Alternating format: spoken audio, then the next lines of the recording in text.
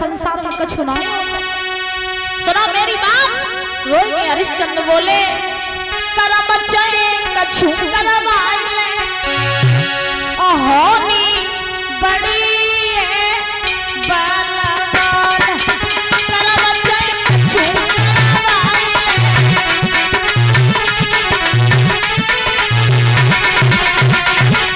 सुनो तारा तुम्हें नहीं मालूम है एक दिन अर्जुन पे टूटी एक दिन गोपिका भीड़न में लूटी गोपिका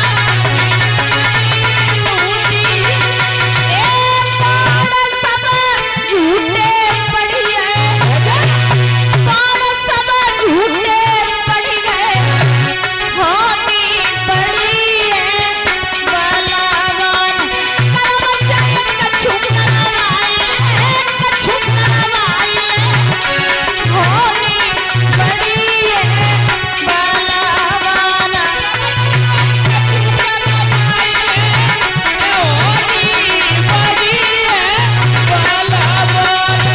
महाराज हरिश्चंद्र बोले तारा मुझे क्षमा कर देना, हमारा तुम्हारा साथ बस यहीं तक का था। आज हरिश्चंद्र महाराज कालू मेहतर के साथ वहां से चले गए परीक्षक जी। अब हरिश्चंद्र कालू मेहतर के यहाँ जल भरने का काम करने लगे और तारा ब्राह्मणी के यहाँ भोजन बनाने का काम करने लगे। याद रखो जैसा कि मैंने बताया कि चाहे दुख हो चाहे सुख है परीक्षक जी महाराज, दुख आवे तो ज्यादा रो नहीं और सुख आ जाए तो ज्यादा फूलो नहीं, क्योंकि समय बदलते समय नहीं लगता है। एक कवि तो कहते भी अरे करम से करम के करम करावे करम से राजा राज करे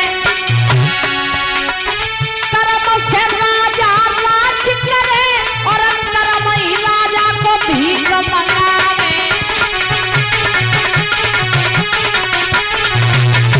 सुनो एक दिन राजा हरिश्चंद्र ने और राज कियो मन माना। एक दिन राजा हरिश्चंद्र ने मारो मेहतर हरम पानी।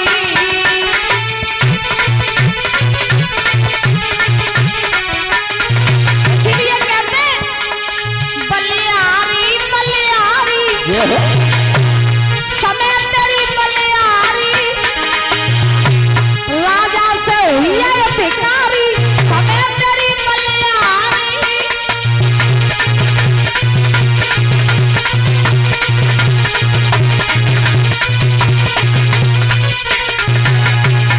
आज महाराज हरिश्चंद्र जल भरने का काम करने लगे। कालू मेहतर ने हरिश्चंद्र के भोजन के लिए एक दुकान नियुक्त कर दी और कहा कि हरिश्चंद्र जब तुम्हें भूख लगा कर इस दुकान पे आया करना, भोजन कर जाया करना, क्योंकि मैं हूं मेहतर, तुम हमारे यहाँ भोजन करोगे तुम्हारा धर्म चला जाएगा। हरिश्चंद्र बोले ठीक। हरिश्चंद्र भोजन करने आते, विश्वामित्र कहीं महाराज रूप बदल बदल के सामने बैठ जाते। हरिश्चंद्र भोजन खुद नहीं करते, विश्वामित्र को करा देते। दादा 1 महीना हो गया हरिश्चंद्र ने भोजन नहीं किया। अब सोचो कि जो आदमी 1 महीना तक न खाए वो की दशा क्या हुई है। हरिश्चंद्र का शरीर जर्जर हो गया, कमजोर स्थिति हो गई, आंखों से कम दिखाई देने लगा, डगमगाने लगे। एक दिन कालू मेहतर ने घड़ा दो कही जा नदी से जल भर लिया। दुखिया ने घड़ा लो चल रही नदी पे पहुंचिए, घड़ा भर लिया, उठाने की कोशिश की तो घड़ा उठा नहीं, ताकत लगाई नहीं उठा, और ताकत लगाई घड़ा नहीं उठा। महाराज हार गए उठाते उठाते, लेकिन घड़ा उठा नहीं पाए। जब घड़ा नहीं उठा पाए तो हरिश्चंद्र हुई बैठिए रोन लगे, परमात्मा से प्रार्थना करने लगे, नाथ का ऐसे को भेज दो जो मेरो जो घड़ा उठवाए दे, अगर मुझे नेक देरी हुई मेरो मालिक बहुत चिल्लाए हम पे। दुखिया रोए रहे बैठे बैठे। तब तक क्या हुआ कि बाई नदी पे महाराज तारा आई जल भरवे काजे। बड़े ध्यान से सुनना, तारा आई जल भरवे काजे। हरिश्चंद्र ने तारा को देखो, तारा ने हरिश्चंद्र को देखो। तारा बोली तुम क्या कर रहे महाराज? बोले हम जल भरने आए थे। तुम बोले हम जल भरन आए। हरिश्चंद्र बोले अच्छा हुआ तुम आ गई, अरे मेरा घड़ा उठवा दो रानी, मैंने 1 महीने तक भोजन नहीं किया, मेरे शरीर में शक्ति नहीं है, मैंने सारो दे दे, मैं सारो दे दे, मेरी मदद कर दे। तारा से जो बात कही, तारा बोली अकल ठिकाने है क्या नहीं है, तुम अकल ठिकाने है, बुद्धि ठीक है? बोले क्यों? तारा बोली अरे तुम ये कह रहे हो कि तुम्हारा घड़ा उठवा दे, तुम्हारा, तुम्हें नहीं मालूम है, तुम जो घड़ा भर रहे हो वो मैतर के यहाँ का, और हम जो घड़ा भर रहे हैं वो ब्राह्मणी के यहाँ का है। तुम्हारा घड़ा उठवाने की तो छोड़ो, हम तो तुम्हारा घड़ा छू भी नहीं सकते, तुम्हारा घड़ा छू लेंगे तो हमारा धर्म चला जाएगा। है जो जवाब तारा ने कही, हरिश्चंद्र को ऐसा लगा पैरों तले जमीन खिसक गई हो। हरिश्चंद्र ने कही वाह रानी तारा, क्या तुम मेरी वही तारा हो जो एक दिन तुम मेरे धर्म के पीछे बिक गई थी और आज तुम धर्म में फंस गई? मेरी मदद कर दो तारा, मेरे घड़ा उठवाए दो। तारा बोली चाहिए नहीं, लेकिन अकल बताए देंगे, अकल बता देंगे। अकल कैसी? सुनो मेरी बात। और तारा समझाई के बोलिए महाराज कि स्वामी देवे और अकल बताई, सुना, और जल में घुसे घड़ा उठाई स्वामी देवे।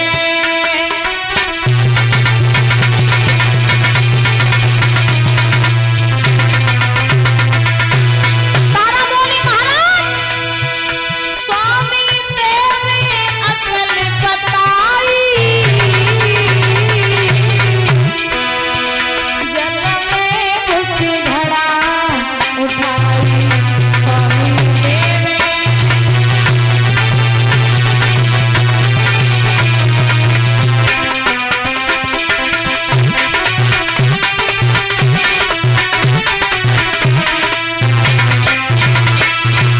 तारा बोली हम आपको अकल बता रहे हैं, गहरे जल में घुस जाओ, जब जल की लहरें तुम्हारी तरफ आएंगी तो अपने आप घड़ा तुम्हारे सर पे आ जाएगा, लेकिन हम उठवाएंगे नहीं, छुएंगे नहीं। तारा ने जल भरो गांव से चली गई। है दुखिया हरिश्चंद्र देखते ही रहिए महाराज। आज हरिश्चंद्र ने कहा करो, गहरे जल में घुसिए मैया, तो जल की लहरें जब उनकी तरफ आई तो घड़ा हरिश्चंद्र के सर पे आएगा। हरिश्चंद्र चलो भाई चलो, नहीं जा रहो महाराज, शरीर डगमगा रहा है, पैर लड़खड़ा रहे हैं, आंखों से कम दिख रहा है। जैसे ही आगे बढ़े सो ठोकर लगी, पछाड़ खाए के गिरिए, घड़ा फूट गया। कालू मेहता राव बन कही बोले अरिया तुझे घड़ा फोड़ रहा जब पैसा का तेरे बाप के लगे है? क्या तू भोजन नहीं करता, तुझ में शक्ति सामर्थ्य नहीं रहा तो जो तू घड़ा जिनको संभाल पाए? हरिश्चंद्र ने हाथ जोड़े, कांपने लगे, महाराज क्षमा कर दो, गलती हो गई, क्षमा कर दो, ऐसी गलती मैं दोबारा नहीं करूंगा। कालू मेहतर ने लाठी पकड़ाई, एक कम्बल पकड़ाया और कहा जा जाके मरघट की रखवाली कर, और याद रहे मरघट पे कोई लाश आए तो बिना कर कफन लिए जलाना नहीं है। दुखिया ने लाठी ले ली, कम्बल ले लिया, मरघट पे जाए के रान लगे। एक कवि कहते हैं कभी सर्दी कभी गर्मी ये कुदरत के नजारे होते हैं, कभी सर्दी कभी गर्मी ये कुदरत के नजारे होते हैं, और कभी कभी प्यासे वो भी रह जाते हैं जो दरिया के किनारे करते थे न्याय जो जज बनकर, करते थे न्याय जो जज बनकर, भाई कटघरे में खड़े देखे, और करते थे इलाज जो डॉक्टर बनकर भाई हॉस्पिटल में पड़े देखे। समय बहुत बलवान होता है, सदा दिन कभी किसी के एक से नहीं होते। लिखा सदा दिन एक से किसी के न गुजरते देखे, इंसान दुनिया में चढ़ते उतरते देखे।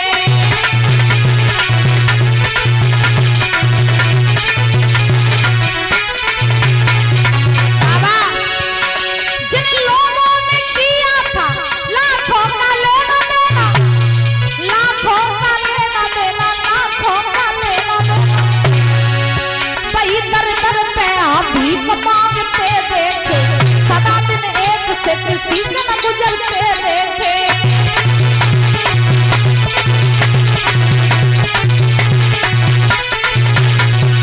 आज महाराज हरिश्चंद्र मरघट पे जाएंगे, मरघटिया बन गए। परीक्षित जी महाराज सुखदेव जी समझा रहे हैं राजन परीक्षित, हरिश्चंद्र तो मरघट की रखवाली कर रहे हो, इधर तारा ब्राह्मणी के यहाँ भोजन बनाने का काम कर रही है। आज जब महाराज रानी तारा भोजन बनाने का काम कर रही तो एक दिन एकादशी को समय आओ, खैर क्षमा करें समय का अभाव है, कथा है थोड़ी बड़ी, कोई दिक्कत तो नहीं है? अच्छा तो ठीक है। बोलो गोविंद भगवान की। महाराज तारा ब्राह्मणी के यहाँ भोजन बनाने का काम कर रही परीक्षित जी महाराज। एक दिन एकादशी का समय आया तो एकादशी के दिन ब्राह्मणी जो थी वो पूजा पाठ करती थी, व्रत रहती थी। ब्राह्मणी ने तारा को बुलाया और कही तारा तेरा लड़का रोज सब दिन बच्चों के साथ खेलता रहता है, तो इसे तू बगिया में भेज दे और पूजा के लिए फूल मंगवा ले। तारा ने कहा ठीक है, हम अभी भेज रहे हैं, पूजा के लिए फूल मंगवा ही ले रहे हैं। तारा ने रोहित को आवाज लगाई, रोहित दौड़ता हुआ आया। हाँ माँ क्या बात है?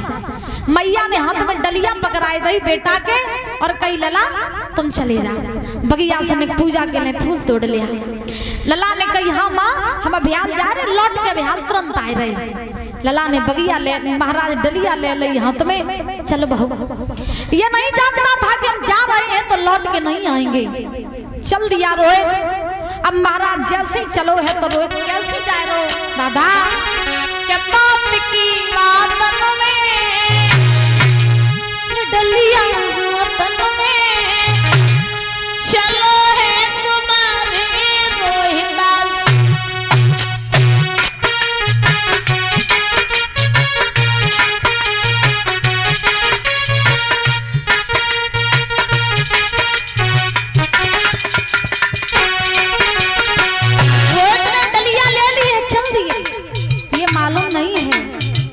लौट के आ ही नहीं पाएंगे। मैया बड़े बड़े प्रसन्नता से अपने बेटे को भेज रही है, जा लला बगिया से फूल ले आओ। हाँ गजब हो गया।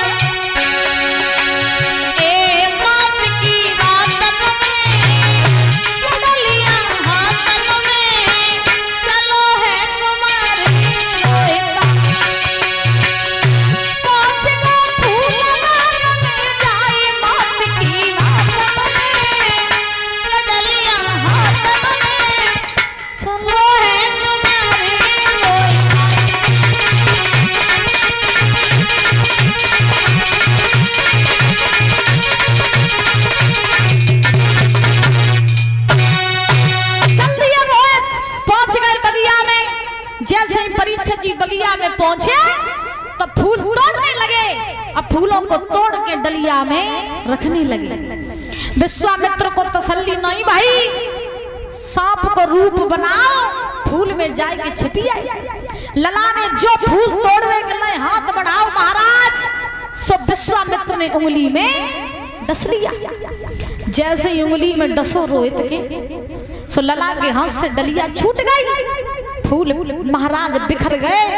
रोहित भाई माँ माँ कहता हुआ बगिया पछाड़ खा के गिर पड़ा। और जैसे दुखिया पछाड़ खाए के गिरो, बगिया में कोई ऐसा नहीं है जो लला को उठाए के कोई वैद्य के पास पहुंचाए देगा। महाराज रो रहा है माँ माँ कह के आवाज लगा रहा है, माँ मुझे बचाओ, माँ मुझे बचाओ। इंसान के ऊपर जब दुख आता है ना, सबसे पहले वो अपनी माँ को ही बुलाता है।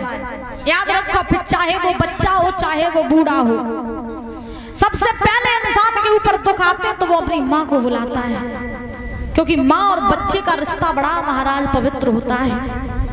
ये अनोखा ही नाता होता है माँ का और बच्चों का। रोहित पछाड़ खा के गिर पड़े, माँ माँ कह के चिल्ला रही है, कोई वक्त सुनने वालों न है। विश्वामित्र ने आके काशी में आवाज लगाई, काशी के लोगों, बगिया में किसी का लड़का फूल लेने के लिए गया था, उसे किसी काले सर्प ने खा लिया। जिस किसी माँ का लाल हो वो माँ चली जा बगिया से अपने लला को ले आए। आवाज लगाई विश्वामित्र ने तो क्या बोले,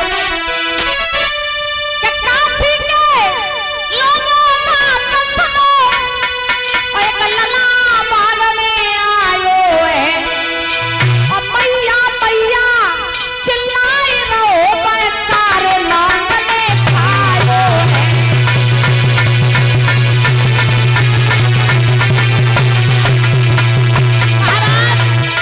विश्वामित्र आवाज लगा रहे हैं, लेने, उसे काले सर्प ने खा लिया। जिस किसी माँ का लाल हो मत चली जा, अपने लला को ले आना, वो मर जाएगा। ऐसा ही नहीं।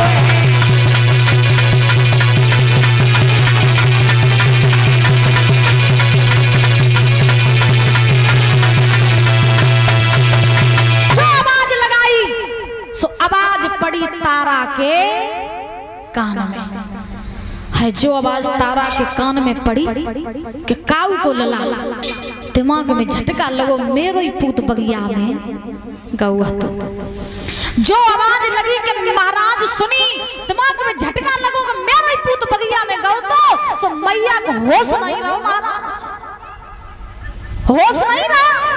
पैरों तले जमीन खिसक गई।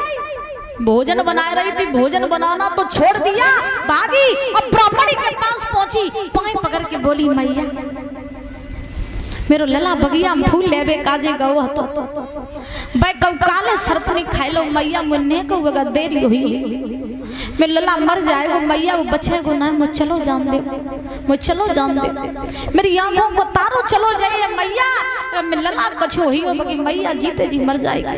मेरा एक ही सारा है, वो सारा भी अगर मेरा छूट गया, मैं संसार में जीवित नहीं रह पाऊंगी, मुझे चला जाने दो माँ, मुझे जाने दो। ब्राह्मणी ने जवाब दिया, तू रोज नए नए बहाने बनाती है काम से बचने के लिए, जा पहले पूरा काम कर, भोजन बना और पूरा घर का काम कर, उसके बाद तू कहीं जाएगी। है दुखिया लौटे आई मैया, रसोई में पहुंची, रसोई में गई, भोजन बनाने लगी। अब भोजन बनाते जा रही, मन कहाँ है लला के डेगा, कहूँ ऐसो ना होवे कि मुझे ने कहूँ देरी हुई, मेरे बच्चा मुझे देखने कोई ना मिले। भोजन बनाती जा रही है, आंखों से आंसू निकलते जा रहे हैं। ऐसी दशा है तारा की जैसे बिना बछड़े के गाय रोती है, जैसे बिना पानी की मछली तड़पती है, तैसे तारा रसोई में बिलख रही है, तड़प रही है। भोजन बनाए रही, मन